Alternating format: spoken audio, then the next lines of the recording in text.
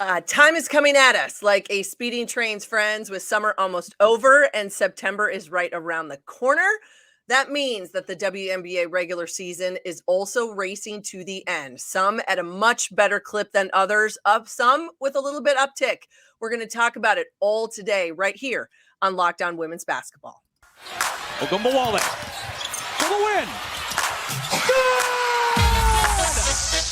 You are Locked On Women's Basketball, your daily podcast on women's basketball.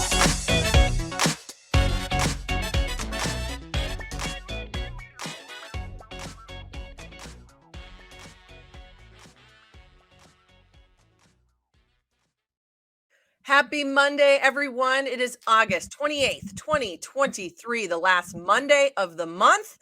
And if you are like me and you have been smack in the middle of this insane heat wave that has been racing across the country, I hope you have found some relief. And if you have a few flowers left that have not been fried and they survive your Monday, maybe with just a little bit of color. I am Missy Heidrick, the National Women's Basketball correspondent here at The Next. Thank you for making Locked On Women's Basketball your first listen every day. We are free and available wherever you get your podcasts and on YouTube. Part of the Locked On Podcast Network, your team every day. And this episode is brought to you by FanDuel Sportsbook, official sportsbook of Locked On. Make every moment more. Right now, new customers can bet $5 and get $200 in bonus bets guaranteed. Visit FanDuel.com/LockedOn to get started. You can follow me at Missy Heidrick. Be sure to follow this podcast at Locked On Women's Basketball and come to see us at www.thenexthoops.com as well. All right, we have just about 14 days left of the WNBA regular season for the 2023. And then the playoffs are upon us. We're seeing teams continue to dominate. Others surge and others, well, just kind of limping their way to the finish. So today we are going to put the Indiana Fever under the microscope. What have we seen this season? What is going to take for this franchise to make a playoff push in the future? And who is chasing this year's coveted playoff burst as we get down to the end of it? Can anyone dethrone the Aces? Here to talk all about it and more with me today is a regular in the world of our Locked On Network, Tony East, the Next Indiana Fever beat reporter, publisher of All Pacers, and host of Locked On Pacers podcast. Hi, Tony. Welcome, my friend. I was thinking the other day, as I was looking at sort of the world of the WNBA, how these teams, what the seasons have looked like for everyone. And we do this with all professional sports. You do it all the time in the world of the NBA in the winter months. We dissect teams. We look at franchises, the ones that people say, are they not necessarily performing? Are they not winning? Are they underachieving? You know, we can talk about it right now. Everyone's looking at the Mets or the Yankees or the MLB. We've talked about the A's all season long if you're a baseball fan. In the NFL last year, everyone wanted to bash the Bears or the Arizona Cardinals. During the NBA season, it was the Rockets, the Detroit Pistons. There's always going to be those teams where you say, have they put it together enough to be able to get themselves in the conversation? The ups and downs of this Indiana Fever franchise this season seems to put that microscope and let everybody kind of dissect it. When you take a step back and look at what the season has been about, what has struck you as maybe some of the positives and yet that sidelight of the negatives that you've seen all season? Missy, you didn't correctly describe the longest winning streak in the WNBA, Indiana Fever, to be more specific right now. What funny timing to be talking about them, especially in this context, right? Because, you know, when you messaged me to do this, they had just beat the Mercury, which they have the Mercury have the worst record in the league. Like, okay, right, they should beat the Mercury. And now they're on a 3-game winning streak for the first time in over 2 years and are rolling. So interesting timing to dive into how this season has gone for the Fever, because they look great right now. They just they're done playing for August. They went 500 in the month, right? That is how I would kind of talk about the progress they've made. Is like going 500 a month is a significant step forward for them, given how their last 3-4 seasons have gone in terms of growth, development, flipping their roster over. But in terms of the positives, the things that I described before the season have kind of come to fruition in terms of, like, they finally have leaders in terms of players, coaches, GM in the right seat, right? They have Lynn took over, Lynn Dunn, their GM, took over. 2 weeks into free agency of 2022, she's now fully integrated. She hired her own head coach.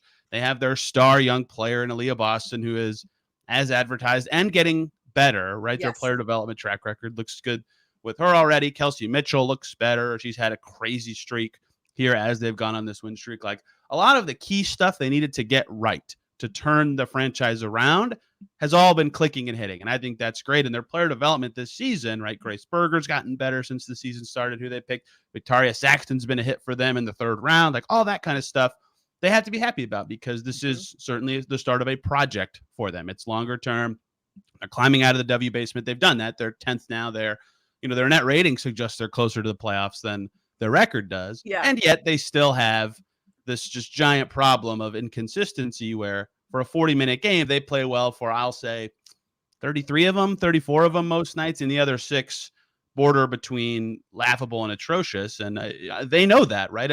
I'm not saying that to insult them. Like, they'll tell you that in their post-game press conferences. It's just, it's crazy how bad that stretch can be. Oftentimes it's been in the clutch. Like, their clutch net rating is by far the worst in the league. They can't get stops. They give away all these close games, but sometimes it is in the clutch. Sometimes it's just a 3-minute stretch in the second quarter and 2 minutes in the third quarter that they just look helpless and they can't recover from that. And I think that is a symptom of a young team, that they will improve on that, but that is certainly the thing they would like to improve on the most. I don't think they're as happy with their defense as they'd like to be. It's much better than it was in past seasons. I think that's where they would like to see the most growth, right? They're still really reliant on Aliyah Boston to clean up stuff around the rim, which is good. She's a great post presence, but you shouldn't need to rely on her all the time, right? Stop the symptom on the perimeter. Things can get better. So I think there's a lot of stuff they like. They're playing great right now, but I think there's still always things that teams look for progress, especially when you're a young team. And I think youth is maybe that theme component that we have to think about with this Indiana franchise right now, that it is very young. That was how they kind of put themselves out there a year ago, and even going into this season. There's been losing streaks. There's been winning streaks. There was an 8-game losing streak in June and July where they suffered. Then you had another 4-game one in early August. As you said, they're sitting on a 3-game win streak right now, kind of feeling a little bit of a boost. But when you ride that wave and you think about this first season with a new head coach, give me your impression, your thoughts as in terms of that person being at the head. The buck stops at the top. How has that transition happened? How has that been received? And is youth going to be able to continue to be the theme that they move forward with? Yeah, it's almost like Christy Sides is not a young person compared to athletes, but right. She's a first-year coach, right? So she herself is youth in that way, and her energy is like exactly what this team needed. To me, like we talked about other sports earlier. Like, I cover the Pacers too. Rick Carlisle's their head coach. He stands perfectly still. He's never animated. When he calls a timeout, he walks over to his assistants. He grabs a clipboard. He does his thing. Christy Sides probably runs 10 miles a game, right? She is flying up and down the sidelines, and she's jumping to contest shots when her team wants to, and she literally pulls players off the bench when she wants them to check into the game, and she's pointing at stuff, she's yelling, and every post-game presser, her voice sounds like she just smoked a whole pack of cigarettes and she needs a cough drop and some tea, and she feels better the next day. And that kind of energy is what they need, because you follow the leader in that way as a young team, right? So you can't be dull, you can't be slow, you can't be inattentive, or Christy Sides is gonna lap you and you're not gonna play as much, or something's going to change. I think that's what this team needed from just an energy and stylistic perspective. And then the stuff she focuses on is exactly what they needed, right? I mean, they couldn't stop anybody last year, right? And they don't press, but they joke about in practice, like they pick up 94 feet the second they walk in the gym, and they're all about ball pressure and being aggressive on defense so they can get into transition. And that is part of being inconsistent. When you're being aggressive, you give up certain things, but I think that is exactly what they needed. And so for a young team with a young, inexperienced, I think is probably a better term, head coach, that kind of growing togetherness, I think will be good for them. And you're seeing it now, right? They're finally implementing their stuff. They're being more patient within their speediness, if that makes any sense. And it looks cohesive in a way that it maybe didn't in those losing streaks that you just talked about. We'll talk about Aliyah Boston in our next segment, because I think she obviously has been such a focal point. But you mentioned Kelsey Mitchell, and I think that's a player who over time, her game has evolved, figured out exactly what she does well, how it fits into the W mantra. How do you kind of become that prototypical pro player? Seems as though Kelsey Mitchell's figured that out. Is it system? Is it a fresh face on the sideline? What do you think has been the piece for her that has made her season such a success? In camp, the word people kept using was like deceleration, right? She's always been fast with the ball and she can shoot. But like in camp, everybody's like, okay, she can slow down better now. And that kind of has just like expanded outward to just be like slowing down her like processing of the game in a good way, not like she's reading the game slower. And so, what just impressed me a couple of games ago, they beat the Storm and she was getting doubled like the whole game. And that used to be sometimes she would like try to split the double and look for her shot or try to get it out quick to get the double to move. This time she'd like see it, dribble back 3 times, turn the right direction and find the open teammate. And their offense looked great that night. She didn't have a lot of assists herself, but she moved the ball well in a way that was really huge for the team. And then she went off and had 36 points. But like in August, in general, she averaged 21.4 points per game, 3.2 assists on 48-44 splits. Like it's all kind of clicking, I think. And the efficiency is the thing that got her to being at the all-star level this year. But being able to slow down herself and her processing of what's all going on while still being really fast with the ball and a good shooter has kind of made it all click for her offensively in a way that's made her be the best version of herself she's ever been. Well, and I think that also says something about being a student of the game and understanding that you're going to have to make those adjustments from season to season, from game to game, even in game, from quarter to quarter, to know where to put yourself and then put your team in the best position where you're going to have a chance to come out with a win at the end. That's what this team is looking for. They've struggled to find wins. So when we come back, we are going to talk a little bit more about what is it going to take not only at the end of this season, but looking forward so that this Indiana Fever franchise can be a part of the 2024 playoff picture.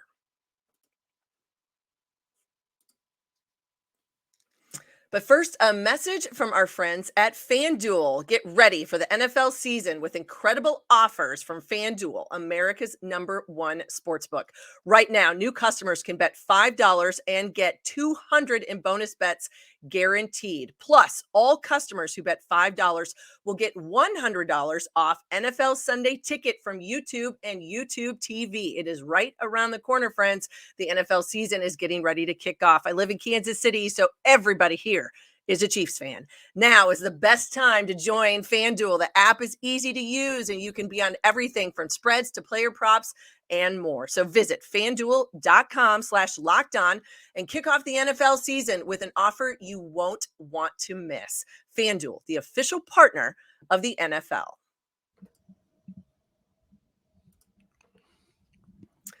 Hi, everyone. I am Missy Heidrick, and thank you for making Locked On Women's Basketball your first listen every day. For our everydayers out there, tomorrow on the show, more women's basketball coverage and more in-depth in the WNBA with our fearless leader, Howard Megdal. I am here with Tony East. He covers the Indiana Fever beat. We've been talking about this team, the ups and downs. They've rode the ebbs and flows of the season all year. But one of the brightest spots has to be their all-star rookie, Aliyah Boston, someone who we've watched in college in her career at South Carolina, Tony, and you say, you know what, that kid, she's got the game. She's got the tools. There's all of the pieces are there. Sometimes a kid who's that talented coming out of college, it may take a little bit more for that adjustment to the professional game. There was no need. There was no gap, and it was right from the get-go. I want everyone to go to our friends at the Next Scoop. Tony's wrote a fantastic piece about Aliyah, about the evolution of this season for her, where she's improved and what she's done. What has stuck out to you the most that you've seen in this first season from Aliyah Boston? I was actually laughing writing that story recently because a big part of her growth and what her teammates have talked about is how much better she's gotten at handling doubles in the pros, which is funny because the first conversation I ever had with her after she got introduced to Fever Media was she was so excited that she wouldn't get doubled anymore because she was doubled all the time at South Carolina. But that is a big part of her season is she's so efficient with the ball. She makes so many right decisions that opposing teams are like, dang, she's a rookie. She's played 25 games when this started. I would say probably sooner than that.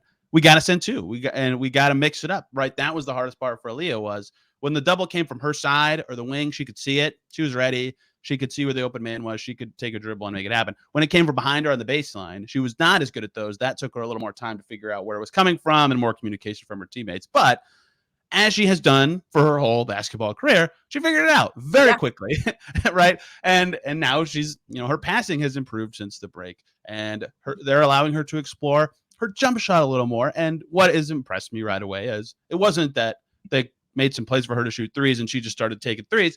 They drew up plays for her to shoot threes, and then she'd catch it, shot fake, and then get to a spot she was more comfortable. And she leveraged that three into something better, right? Like, she just quickly realizes how all these things she's good at can lead to more for her so quickly. And now she's doing it all, right? She had a coast-to-coast layup against the Mystics last week that I was like, what just happened? Like, I see her dribble all the time, but never like straight lines as fast as she can. It was just like, what's going on? Like, what do you do if you're a defender? Like, if you get in her way, she's going to body you. So the slow not even slow really, but the progression of her game over the course of the season has just kind of been like, oh my gosh, like, she could be awesome one day. I asked Christy Sides about this. Like, you're her head coach. Like, does this get you excited about what she could be in year 2, 3, 4? She's like, I tried to think about it because, like, you just never know if she can be this level of shooter or this level of creator out of the post. Like, she's not unguardable. No one's truly unguardable, but it makes everything easier for everybody else. And I would this is how I would sum up the impressive thing for her as a rookie, right? When she's on the floor, the Fever's offense is 17 points per 100 possessions better than when she's off, right? That's insane. Their 2-point percentage when Aliyah Boston's in the game is 50.08%. When she's off, it's 43.8, right? So the shots are easier for her whole team because the attention she draws. And on threes, she's only taken 7 threes this season. The Fever shoot 35.08% when she's in there from deep, 28.4 when she's out, because they sent doubles. And so someone's open on the perimeter, right? So, like, every single thing is easier when she's in the game. And her teammates have done a good job taking advantage of that. And she'll only get better. So that difference says a lot about her to me. And the fact that she keeps getting better is just mind-blowing. It just seems to me that the pro game has really come naturally to her. And again, it's not necessarily going to be instantaneous, but you're making those adjustments, both in game, learning and practice, understanding, doing the film work, being a pro. And being a pro isn't easy, especially when you come from college. It is a different world, but I think she's done that and made that transition seamless. All right, let's talk about yesterday. The Fever get an 83-80 win over Atlanta. However, in the third, Boston goes out with a thumb injury. And so this team who's been on a bump, that they've seen a little bit of an uptick here. We've talked about the teams that are thriving, ones that are not. This has been the ones that are kind of inching a little bit. But yet, according to the analytics, they did starve off playoff elimination with that win yesterday, puts them at 11-24. And yet they're at a 0.1% a chance of making the postseason this year. Do you know any more about this thumb injury? Has there been any more information released? And do we think we'll see Boston when they get back on the floor here in a few days? It's my last point about, the team's offense being so much better when she's in there. She got injured. She comes out. And then the Dream go on a 20-3 run, right? Immediately, right? Like, and they recovered from it. They won. Yes. But that was about to be the story of the game to me, is they were flying through a million lineups with, Emma Cannon at center and Alyssa Smith, Zowie B. Got to figure out something. And they finally found a group that worked, but it took a while. I don't know anything. Christy Sides told us after the game that, yes, it's a right thumb injury. She has not talked to the trainer yet. She did have to come out of the game. She left the bench and then came back to the bench and was still in her uniform. I don't know if that means anything, but like, she didn't put on sweats or anything. Mm-hmm. I walked over there mostly because I was trying to film the final possessions like I do. And I could see there was she had her thumb elevated the whole time, right? She was like sitting like this, and there was like tape wrap up the side. So the short answer is I don't know for sure anything. Yes.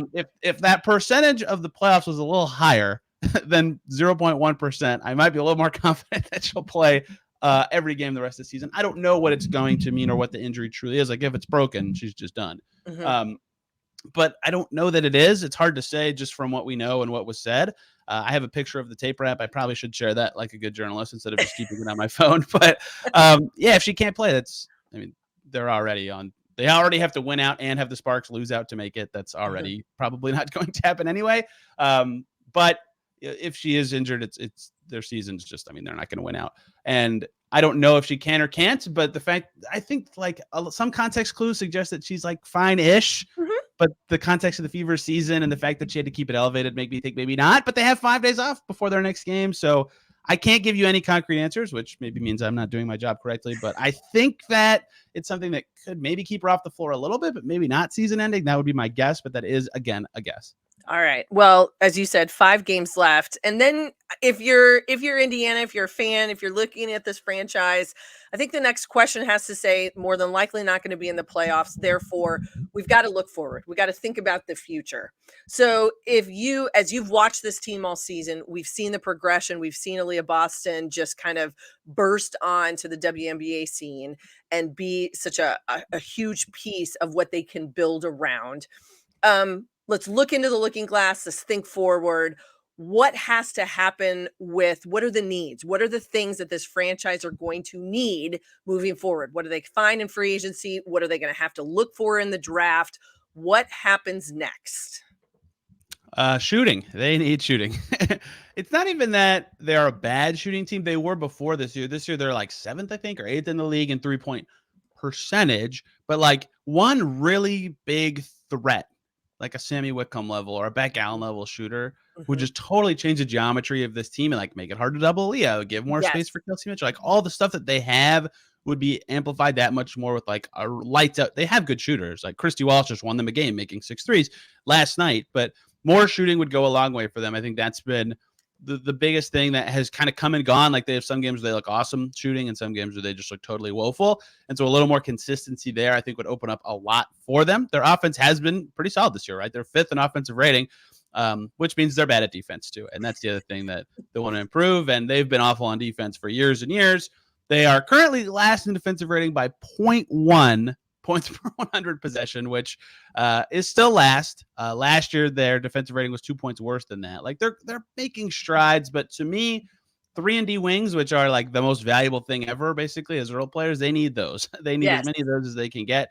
And in general, point of attack defense, right? Like I said earlier, Aliyah can cover up some mistakes, but not all of them. And so not even forcing her to do it, right? Being able to contain more on the perimeter, I think would go a long way. So those would be the 2 skills that I think they need the most. Target someone who can defend on the perimeter, target players who can shoot. If that's the draft, if that's free agency, whatever, they'll have the opportunity to do both. They'll have the top lottery odds, assuming they don't get the 0.1% playoff chance. Right. So that's, of course, encouraging news for them. But that's the challenge now for Lynn Dunn is, as she said, her plan for the team when she was hired was a 3-year get back to contention plan. Next year's year 3. So those pieces will need to come, or they can hope internal improvement gets them there, but I think they'll need at least one more piece that can do one of those things to get there. Yeah, I would absolutely agree. And it seems as though both Lynn Dunn, Christy Sides, they're going to earn those paychecks in this offseason and figure out what are those missing spots? Who are the people that can come in and fill that? And it can't be projects. I don't think that you're at that point now where you can say, well, this might be someone that could help us. I think you're going to need definitive talent, people that have shown with some experience that they can make that happen. I think that's going to be huge for them. That's how you get over the hump. There's no doubt about it. All right, when we come back, the Fever, very, very slim chance of making the playoffs, but there are a host of other teams out there that are just trying to claw their way in.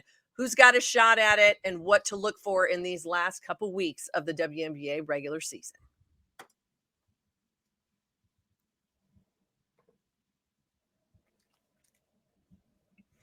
Hi, everyone. I am Missy Heidrick. Thank you for joining us here on Locked On Women's Basketball. I am with Tony East, beat reporter for the Indiana Fever from The Next. And Tony, you've seen all these teams all season long. You've watched so many of them in person as they've been there to play the Fever. We know that there are 2 teams that have been eliminated from the playoff picture, the Seattle Storm and the Phoenix Mercury. They are out. The Fever are just hanging on by a thin thread with that 0.1% analytic opportunity to make it in. 3 teams in, they've got their spots. The reigning champions, the Las Vegas Aces, New York, and Connecticut. Let's talk about that next tier. What strikes you as interesting maybe about those teams that sit there And who has the opportunity to vault themselves? Who could make a statement here in these last 14 days or so of the regular season and give themselves a chance? Yeah, it's jarring how close all these teams are with Yeah, just 2 weeks to go, right? absolutely. And It's Dallas insane. I think Dallas is 1 away from clinching their spot, but after that, it's like you just kind of shrug. Like it because of the dominance of Vegas and New York, and really even Connecticut too. Although injuries have certainly made them not as dominant as many thought. Like the fifth seed's under 500 right now. It's crazy how jumbled this playoff picture is from 5 through 10, and how these teams are going to separate themselves. I think is going to be very dramatic. Like I've always thought the Mystics were maybe the third best team in the league this year. They've been just destroyed by injuries. That will be, to me, maybe the biggest storyline to watch as this closes. And obviously, the battles for actually making it and not making it are important, and seeding matters. But the Mystics, EDD's back. They're a little healthier, right? Can they surge? They're sixth right now. They're a half game behind Minnesota. Can they get into the 4-5? Because I think they can beat. I mean, maybe they can even beat Connecticut, but I think they can beat a lot of teams in a postseason series and be threatening if they're fully healthy. So can they put it all together in such a short amount of time with health finally on their side for a little bit? And if so, no one's going to want to play them. Even the top teams aren't going to want to play them in the second round. So that's one of be my biggest things to watch. They did just win their last game with EDD back. Is can they, Atlanta's right on them. The Sparks are only 1 game back of them, I believe. Like it's a thin line of separation between potentially a very successful postseason first round and a dramatic, we're playing New York or Vegas first round. So if they can put it together, that'll be something I'm watching. And then does anyone rise up of that kind of last tier of teams fighting to get in? Minnesota has a decent record, but their net rating's not very good. They win a lot of close games, which there's something to say for that. That does matter. Collier is amazing in the clutch all season, but at some point, you got to show that you can separate yourself from some of these teams, and they haven't been able to do that. The Dream are 2-8 in their last 10. They're probably still going to make it, but are they really for sure going to make it? They're only 2 games ahead of the Sky. Like all these teams to me have like slightly interesting storylines. The Sparks look great right now, despite losing to the Sun last night. So there's so many interesting things about kind of all these teams, but to me, the most interesting one is the Mystics' goodness. Will it rise up, for lack of a better term? And the Lynx' general poorness. Can they avoid it and get a good enough seed to kind of fight and do something interesting? Well, and that's what I think happened. You mentioned Elena Deladon. She's back for the Mystics. Is that enough of the bump that they need? You don't know. She has 21 in her return over the weekend. I wanted to ask you about Atlanta because you saw them in that game that they lose by 3 when Boston goes down, doesn't play in the fourth quarter, and Indiana gets that win. Is that a team that sort of is trending down while others are maybe headed up? And then you say, well, congratulations, you're going to ink into the playoffs in the 7 or 8 seed. And congratulations, you get to play Vegas or you get to play New York. I mean, that sounds like a blast. I don't know. It makes for a pretty quick series if you are not trending in the right way. Yeah, there are I don't even know what the right way to say this is. Like there are the teams that even if you get blasted by those teams, like being a young team that gets playoff experience is still good. And I think the Dream are one of those teams. So like they'll be happy to make it if they do, even if it's 7-8. But I mean, they like remind me of the Fever a little bit, and that their offense just totally waxes and wanes from like, oh my gosh, you can't stop Ryan Howard at all. This team is incredible, to like, they can't score at all. They scored 12 points in 12 minutes or something like that. And some of that's lineups, and some of that's Ryan's injury right now. And she got hit again in the face late in that Fever game.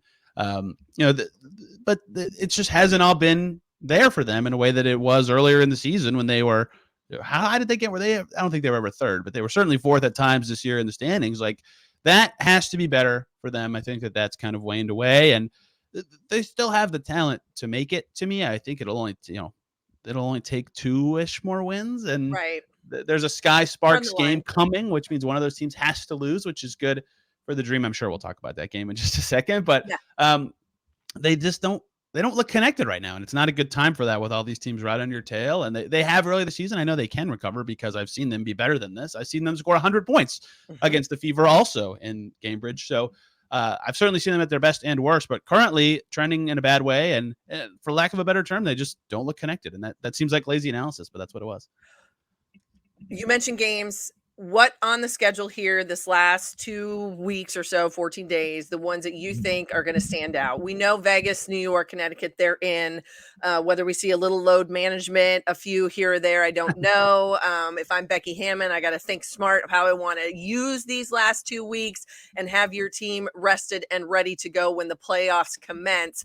But for the others, the ones that are trying to find their way in, trying to put themselves in a position where you don't end up in 7 or 8, what games are you circling over the course of the last couple weeks? Every time they play each other, it's obviously going to be huge. And one that kind of fits both of the storylines I just gave you a second ago. Tomorrow, excuse me, Mystics Lynx in DC, right? That one's going to be huge because if the Mystics truly are going to have the surge and look better down the stretch, and the Lynx want to stay ahead of them and stay in that 4-5 where they might have more of a chance, that's a huge game, right? That game could decide who is in fifth by the end of the night. And I, as a fan of the sport, would like to see the Mystics in fifth. But if the Lynx earn it, they earn it. And they've been playing. They started terrible, and they've been playing very well since. Like, they've earned the right to be here. Credit to them. So I'm looking forward to that game. And obviously, the same night is maybe the biggest game in terms of the odds of making the postseason left of the season in Sky Sparks, who are 1 win apart. I think they're 1.5 standings games apart this late in the season for that final spot to make it. I think both of these teams on their goal list before the season thought making it was something they should be doing, right? Yeah. And so not making it would be certainly a problematic for both of those teams. And I think that'll be a huge game.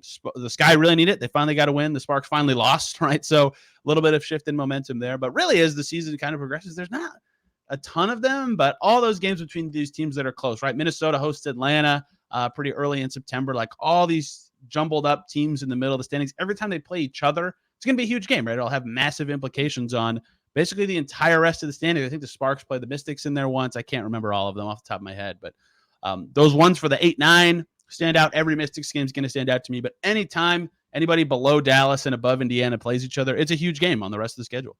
You got it. And it is the 28th of August. Therefore, today, right now, sitting at 4 is Dallas, 5 is the Lynx. The Mystics are at 6, Atlanta Dream at 7, the Sparks are at 8. Then it's the Sky and the Fever still hanging tight. You have to say the Fever still. They're still in there. Again, there's no elimination next to their name. They are still alive. The regular, they've already set a single season record for wins, and there's 2 weeks left of the regular season. As you've seen these teams, you watch as much as anybody does. Can anybody beat Vegas? Is there any way that this team does not repeat in 2023? I was banging the drum for a while that they were the best basketball team ever, like, and NBA included.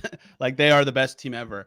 And then the Liberty beat them twice, including one of them very handily. So that made me maybe not walk it back. Like, I still think they're really good, but the emergence of John Quell as like a consistent, very good contributor versus just like an extra piece, if that makes sense, has made me think, oh, okay, the Liberty do have a shot at this. If the Sun were fully healthy, yeah, I'd consider them. They looked really good early in the year. They're not.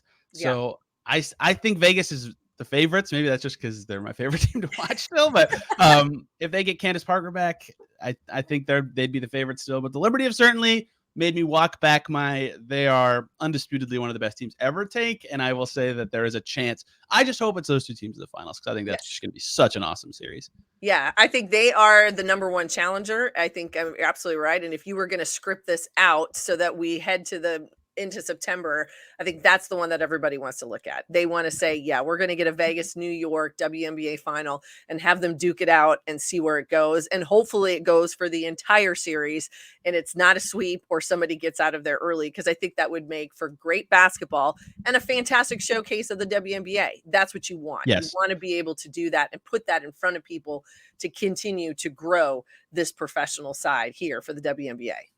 100% agreed. Like, star full teams made the NBA go from like a hobbyist thing to like a national thing in the 80s and 70s. And I think there's a chance for the W to have a very similar moment with these teams. And I really hope nobody gets hurt on either of those 2 teams headed up to the finals, because they were clearly built to be contenders and beat each other. And I hope we get a chance to see it.